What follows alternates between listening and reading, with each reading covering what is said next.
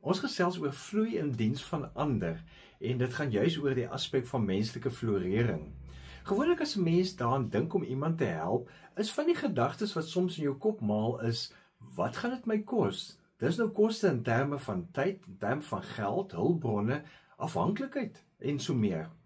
En tog is die unieke van diens aan ander, dat dit 'n weerspieëling van God se liefde is. Dis nommer 1, jy weerspieël God se liefde as jy in diens van iemand anders vir hulle help. Nommer 2 is die terugkeerwaarde daarvan. Wanneer 'n mens met onselfsugtige toewyding dien, verloor jy jouself in die taak.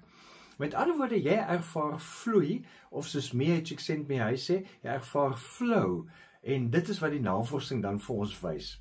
So ons moet nie dink, dis minder waardig as ons iemand help nie. Die Here, die koning van die heelal, Jesus Christus, het al jare terug vir ons hierdie voorbeeld gestel, toe hy sy disippels se voete gewas het, tydens hulle ete.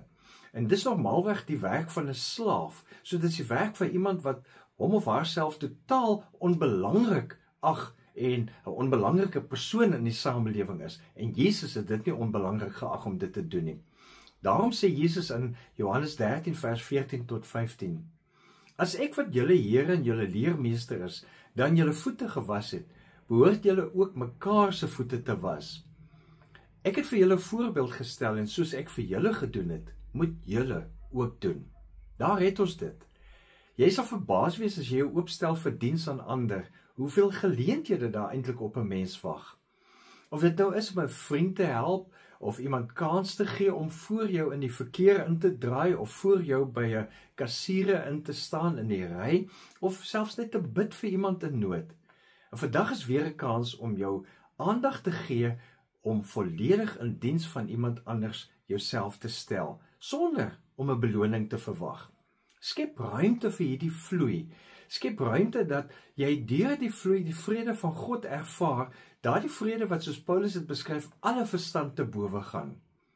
Die maklikste is om te begin om nou net 'n oomblik te neem en jou gedagtes en jou hart oop te stel vir iemand wat in jou gedagtes en in jou hart opkom.